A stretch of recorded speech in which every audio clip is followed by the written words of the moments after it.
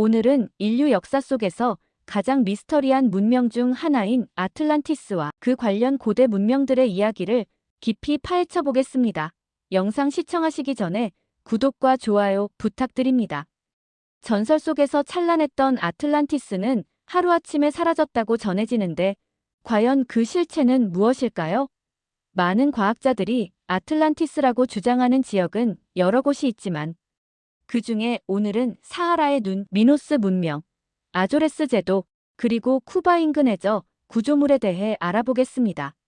어떤 경위를 통해 발견되었는지 함께 알아보도록 하겠습니다. 아틀란티스에 대한 최초의 기록은 고대 그리스 철학자 플라톤의 이야기에서 시작됩니다. 플라톤의 저서 티마이오스와 크리티아스에서 등장합니다. 플라톤은 소크라테스와 다른 철학자들이 이상적인 국가에 대해 논의하는 과정에서 이 전설을 소개하는데 그의 기록은 단순한 역사적 사실이라기보다는 철학적 메시지를 담고 있습니다. 플라톤이 아틀란티스를 언급한 배경은 그의 외할아버지 크리티아스가 전해준 이야기입니다. 크리티아스에 따르면 이 이야기는 고대 아테네의 유명한 법률가 솔론이 이집트 사제들로부터 들은 것이라고 합니다. 솔론은 이집트의 사이스 신전에서 사제들과 대화하며 약 9,000년 전에 거대한 해양 제국이 존재했고 이 제국이 지나친 탐욕과 오만 때문에 신들의 노여움을 사 하루아침에 바다에 잠겼다는 이야기를 전해 들었다고 합니다. 플라톤은 이 전해진 이야기를 바탕으로 아틀란티스를 이상적인 국가의 반대 개념으로 묘사하며 도덕적 타락이 문명의 붕괴를 불러올 수 있음을 경고합니다. 아틀란티스 문명의 구조와 특징. 플라톤의 기록에 따르면 아틀란티스는 독특한 구조를 갖추고 있었습니다. 도심은 원형으로 설계되었고 삼중의 운하가 도시를 둘러싸고 있었다고 전해집니다. 중앙에는 금으로 장식된 거대한 신전과 왕궁이 자리 잡고 있었으며 그 주변으로 공원, 학교, 천연온천, 경마장 등 다양한 시설이 마련되어 있었다고 합니다.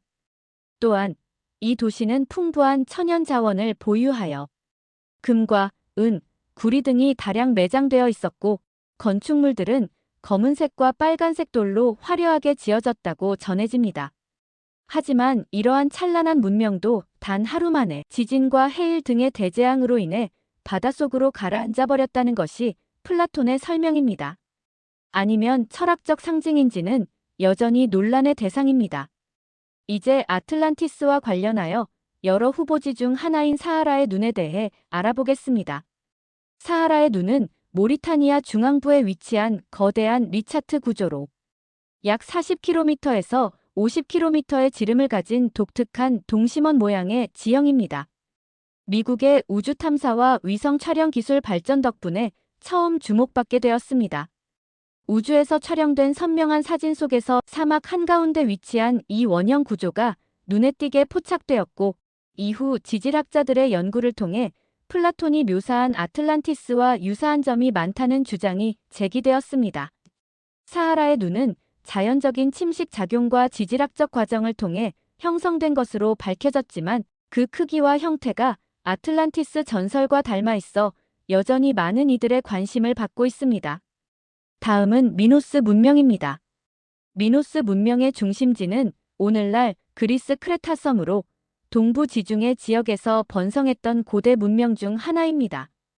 이 문명은 크노소스 궁전과 같이 화려한 건축 양식과 풍부한 문화 유산을 남겼습니다. 미노스 문명의 놀라운 유적은 20세기 초 영국의 고고학자 아서 에번스에 의해 처음 발견되었습니다. 에번스는 크레타섬을 탐험하던 중 우연히 오래된 유적지를 발견하고 집중적인 발굴 작업을 통해 크노소스 궁전의 벽화, 도자기, 유물들을 세상에 공개했습니다. 이를 통해 미노스 문명이 단순한 부족 사회가 아니라 선진 문명이었음을 증명하였죠. 미노스 문명의 발견은 고대 지중해 문명 연구에 있어 큰 전환점이 되었으며 이로 인해 오늘날 우리는 그들의 예술적, 건축적 업적을 감상할 수 있게 되었습니다. 3. 대서양 한가운데의 아조레스 제도. 또 다른 후보지로는 대서양 한가운데에 위치한 아조레스 제도가 있습니다. 아조레스 제도는 북대서양에 위치한 화산섬 군도로 현재 포르투갈의 자치령에 속해 있습니다. 이 군도는 유럽과 아프리카, 아메리카를 잇는 중요한 항로상에 위치해 있습니다. 아조레스 제도의 발견은 15세기 초 대항해 시대의 포르투갈 선원들에 의해 이루어졌습니다. 전설에 따르면 1427년경 포르투갈의 탐험가 디오고 드 실베스와 같은 선원들이 대서양을 항해하던 중 우연히 이 미지의 섬들을 발견하게 되었고 이를 기록하여 유럽 지도에 새겨 넣었습니다. 이후 정밀한 탐사와 지도 제작을 통해 아조레스 제도는 중요한 항해의 쉼터로 자리 잡게 되었으며 오늘날에도 그 역사적, 지질학적 가치는 높은 평가를 받고 있습니다. 3. 쿠바 인근 해저 구조물. 마지막으로 쿠바 인근 해저 구조물에 대해 살펴보겠습니다. 이 미스터리한 구조물들은 카리브해의 쿠바 북동 해안 부근 해저 약 100m에서 200m 깊이에서 발견되었습니다. 이를 발견한 사람은 폴 바인스바이크와 폴린 잘리스키 박사이며 바다 밑에서 화강감으로 이루어진 조각상과 4개의 피라미드를 포착하였다고 말했습니다. 해저 구조물은 정교하게 배열된 암석과 인위적인 건축물의 흔적으로 보이는 패턴이 특징입니다. 이 구조물들은 20세기 후반 소나 및 원격 탐사 기술이 발달하면서 처음으로 주목받기 시작했습니다.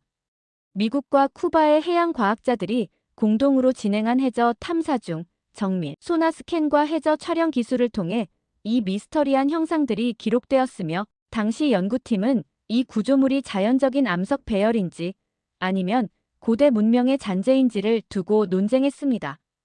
현재까지도 쿠바 인근 해저 구조물의 기원은 논란의 대상이며 해양학자와 고고학자들은 후속 조사를 통해 그 정밀한 위치와 형성 원인을 규명하려 노력하고 있습니다.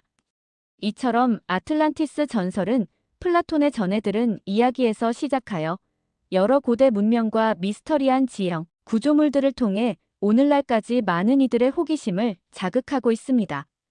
아틀란티스가 실제로 존재했는지 아니면 철학적 상징과 교훈을 담은 우화였는지는 여전히 미지수입니다.